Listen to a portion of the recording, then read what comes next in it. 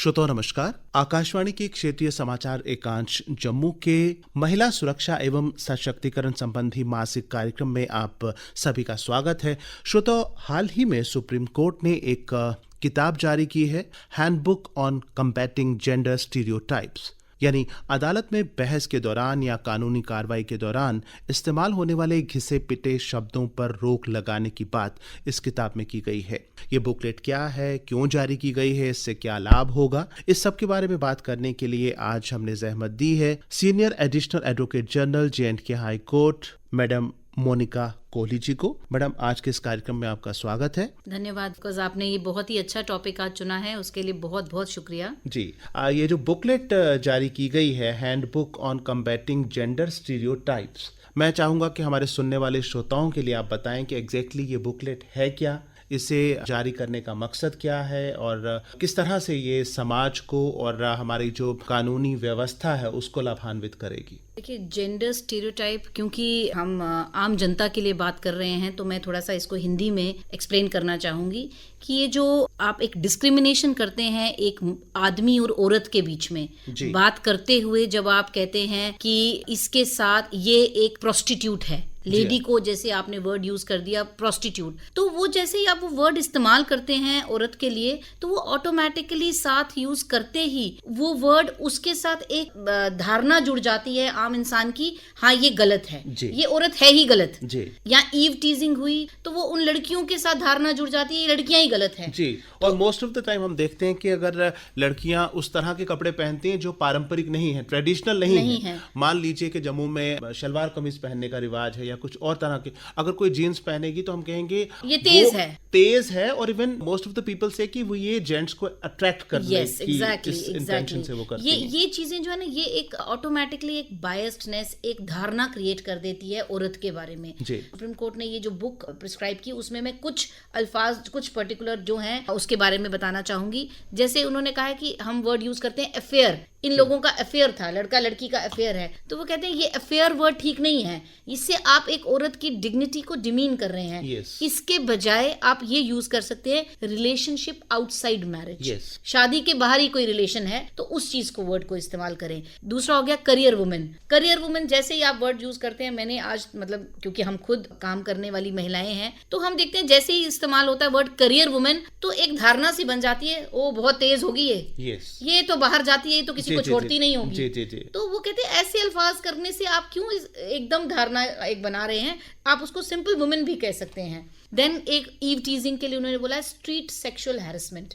जैसे eve teasing से आ गया कि जी एक छोटी सी बच्ची है, उसके साथ लड़के छेड़खानी कर रहे हैं, तो ईव टीजिंग, तो वो लड़की बेचारी डर जाती है, तो उसको आप इंस्टेड आपने जब ड्राफ्ट करना है तो आप लिखेंगे स्ट्रीट सेक्सुअल हैरेसमेंट, सड़कों पे ऐसी जो हैरेसमेंट होती है। देन कम्स हाउसवाइफ, वो कहते हैं हाउसवाइफ के बजाय आप वर्ड यूज करें होम मेकर। तो इसके अलावा जैसे कभी हम बोलते हैं ना कि किसी को देखते हैं बोलते हैं ये लेडी लाइक है, मुझे तो आज तक ये समझ ही नहीं आया कि किसी को ये बोलना लेडी लाइक है, दैट मीन्स या तो आप उस औरत को डिमीन कर रहे हो या आप उस आदमी के लिए जिसके लिए आप कह रहे हो तो उसको आप कुछ ऐसा फील करवाना चाहते हैं कि आप मैस्कुलिन नहीं है। तो दिस इज समथिंग विच दोनों जेंडर्स के लिए गलत है। तो उसके लिए सुप्रीम कोर्ट ने जो हैंडबुक में लिखा है उसमें लिखा है use a general neutral description of behaviour और कैरेक्टरिस्टिक, जैसे अम्यूजिंग और असर्टिव वर्ड, वैसा कुछ आप इस्तेमाल करें। देन कम्स मिस्ट्रेस, किसी के साथ कोई लेडी रहती है तो उसके लिए वर्ड आम तौर पे जब ड्राफ्टिंग होती है तो लिखा जाता है mistress. Instead of that court says आप यूज करें women with whom a man has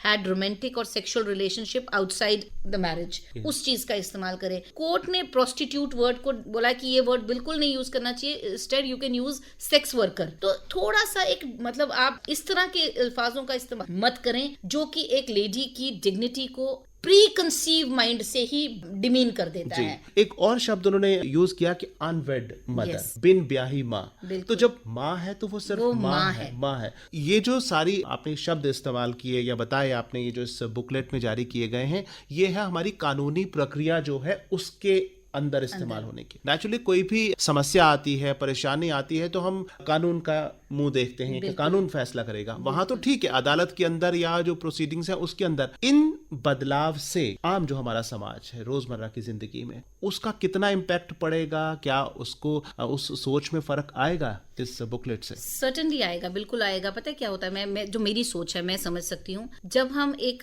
छोटा बच्चा होता है, जब उसकी परवरिश करते हैं, या जब वो घर में कुछ अखबार आई, या अगर घर वकीलों का घर है, या न्यूज सुनी, तो जब बच्चा ऐसे अल्फाज सुनता है कंटिन्यूसली, बचपन से पैदा होते से ही वो ये सुन रहा है, ये एक प्रोस्टिट्यूट है, ये अनमैरिड मदर है, ऐसे वर्ड्स जब वो सुनता है तो उसकी धारणा वैसी ही बनती जाती है। बट जब अब ऐसे अल्फाज इस्तेमाल ही नहीं होंगे तो वो स्टीरियोटाइप, वो जो टिपिकल एक माइंड सेट है, वो सोसाइटी का ग्रेजुअली चेंज होगा। Though it will take some time, but certainly ये बहुत जरूरी है बदलना। और सर्टेनली ये जो चेंज आया है, ये जो चीजें आएंगी अब, जैसे सुप्रीम कोर्ट ने और बहुत कुछ कहा है कि आप वो हैंडबुक आपने तो खैर पढ़ी, आपने आर्टिकल भी इस पे लिखा है, तो उस पे एक जो बड़ी मुझे अच्छी देखते हुए लगी कि जैसे एक कानून है, जिसने महिला के साथ रेप किया है उसकी उससे शादी करा दो, तो वो जी सेटल हो जाएगी। वो तो अपराधी है, वो तो अपराधी है। आप सोचें कि उसने उसकी डिग्निटी को, उसके ऑनर को झंझोड़ दिया, और आप उसी के साथ कह रहे हैं कि उसके साथ जिंदगी गुजार दो जी। ये कितनी बड़ी एक विडंबना है। और वो 24 घंटे वो उस आदमी के साथ है जिसने उसको ऐसा झंझोड़ दिया अंदर से, बट वो कह रहे हैं कि जी आप इस चीज को कर देंगे तो वो सुधर जाएगा। जी। ये हार नहीं है। आप तो बहुत तरह के लोगों से डील करते होंगे, केसेस आपके पास आते होंगे। मैं चाहूंगा कि आप अगर हमारा जो एजुकेशन सिस्टम है उसके अंदर इस तरह से, अगर हम स्वच्छता के ऊपर, वुमेन राइट्स के ऊपर हम टॉपिक देते हैं, साफ सफाई के ऊपर टॉपिक देते हैं, वैज्ञानिक दृष्टिकोण बच्चों में डेवलप करने के लिए हम देते हैं, तो क्या हमारी जो बुक्स हैं उनके अंदर कुछ खास तौर पर ऐसा चैप्टर्स नहीं ऐड होने चाहिए? बिल्कुल सर्टेनली होने चाहिए। मेरा तो मानना है ना खाली ये, इसके अलावा जब हम इतने सारे कानून हैं महिलाओं के लिए, आदमियों के लिए, सबके लिए कानून बना है, क्योंकि संविधान ने सबको एज इक्वल ट्रीट किया है, हर तरह का कानून है। बट होता क्या है, जब हम अगर तो हमने लॉ में एडमिशन ले ली तो हमें कानून पता चलना शुरू हो जाएंगे। तो मेरा मानना है कि एजुकेशन में जब आपकी प्राइमरी एजुकेशन शुरू होती है तो आफ्टर सर्टेन पीरियड से 3rd 4th के बाद सिविक्स तो हमें पढ़ाई जाती है, जिसमें संविधान के कुछ पहलू पढ़ाए जाते हैं। बट ये जो नए कानून आते हैं इनके बारे में भी एक चैप्टर होना चाहिए। जैसे हमारे पढ़ते थे तो मॉरल साइंस एक सब्जेक्ट होता था, उसी तरह से लॉ का एक छोटा सा फीचर इन्वॉल्व कर देना चाहिए। जो नया कानून आए वो बच्चों को बताया जाए, ताकि उससे क्या होगा, उससे हमारे समाज में जागरूकता होगी। जब एक, मेरा मानना है, मेरा सोच डिफरेंट इसलिए है क्योंकि हम हर रोज कोर्टों में देखते हैं कि किस तरह से क्या चलता है और किस तरह से प्रताड़ित की जाती हैं महिलाएं, किस तरह की सोच है समाज की। कि कई महिलाएं, तो मैं बताऊं आपको, अगर हम उनको सजेस्ट करते हैं कि आप कोर्ट आ जाइए, तो हमने ये तक सुना है वो कहती है कोर्ट में कोर्ट की सीढ़ियां चढ़ूंगी, मैं कहीं और जाना पसंद करूंगी, कोर्ट नहीं जाऊंगी। तो दैट मीन्स उसके दिमाग में इतना फियर है उस कोर्ट का कि उसको लगता है वो जगह अच्छी नहीं है। तो ये दिमाग से निकालना है। जब आप उस जगह को अच्छा मानोगे ही नहीं तो हक कैसे मिलेगा? अच्छा, जैसे आपने कहा कि महिलाएं हिचकिचाती हैं कोर्ट जाने के लिए, उनको ऐसा लगता है कि ऐसी जगह नहीं है जहां महिलाओं को जाना चाहिए। एक माँ बाप का भी फर्ज बनता है कि जब बच्चा घर में पैदा होता है, बेटी है या बेटा है, उसको एक जैसा व्यवहार दें। एक आम धारणा है हमारी कि जो वुमेन है वो फिजिकली वीकर होती हैं जेंट्स के मुकाबले। हालांकि ऐसा नहीं है, ऐसे कोई काम नहीं है जो पुरुष कर सकते हैं और महिलाएं नहीं कर सकती। और दूसरा कि जो महिलाएं घर जाएंगी, बच्चियों को ही हम सिखाते हैं कि नहीं भाई तुमने पढ़ना लिखना है, घर का चपाती बनाना भी सीखो, तुमने अगले घर जाना है, ये करना है। और ये भी माना जाता है कि महिलाएं जो घर से बाहर काम करती हैं वो अपने परिवार को, फैमिली को पूरा टाइम नहीं दे सकती। तो ये छोटी छोटी जो सोच है, इसमें माता पिता कि क्या ड्यूटी बनती है, किस तरह से खुद भी अवेयर हैं और बच्चों को भी उसी माहौल से, उसी सोच के साथ उनको ब्रिंग अप करें। और खास तौर पर माताएं, क्योंकि हम बड़ी बार देखते हैं कि कोई बात होती भी है तो माँ ही कहती नहीं कुछ नहीं होता। तो इसमें महिलाओं का और माता पिता दोनों का भी क्या रोल है इस समाज की सोच बदलने में? देखिए, प्राइमरी यूनिट जो है, प्राइमरी, क्योंकि स्कूल और बाकी सब चीजें तो हैं वो सेकेंडरी और टर्शरी में आती हैं। प्राइमरी हमारा घर है जहाँ से बच्चे की परवरिश शुरू होती। अब एक हमारा माइंडसेट समाज का ये भी है, थोड़ा चेंज है सोसाइटी में, कि एक बेटी पैदा हुई तो पहला अल्फाज घर में, पहला लाइन, ओ बेटी, ये जो ओह वर्ड है ना साथ में, इसने उस बच्ची को पहले ही 50 कदम पीछे कर दिया। क्योंकि आपके माइंड में ही है। जब मैंने वो बच्चा उठाया और मेरे दिमाग में आ गया वो ये तो बेटी है, तो ये ओक से मेरी एक उसके लिए जो प्यार कम नहीं होता, बट वो सोच इसलिए परेशानी माँ बाप की बन जाती है कि कल ये बड़ी होगी, इसको पढ़ाना है, फिर दूसरे घर भेजना है, फिर ये जूझेगी समाज के साथ। बट माँ बाप का फर्ज है, जब वो बेटी पैदा हुई तो आपने उसको एज बेटी नहीं, एज एक इंडिविजुअल ट्रीट करना है। और अगर आपने उसके लिए खिलौना लाना है तो घर घर की गुड़िया और घर घर का रसोई का सामान नहीं लाना है, आपने उसके लिए भी फुटबॉल लाना है,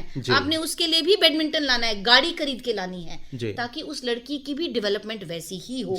ये देखिए, जिस तरह से हम परवरिश करेंगे उस तरह से बच्चा बनेगा। अगर मैंने एक लड़की को, क्योंकि हम बड़े बच्चे देखते हैं लड़की, हम कहते हैं ओ ये तो कितनी स्मार्ट है, इसके माँ बाप ने इसको बिल्कुल लड़कों की तरह पाला है कि भाई बिल्कुल लड़कों की तरह वर्ड यूज करते हैं, वहां भी कहीं ना कहीं वहां पे भी ये वर्ड यूज होता है, लड़कों की तरह पाला है। ये दैट मीन्स आपने उसको ऑब्जेक्टिफाई करके रखा है।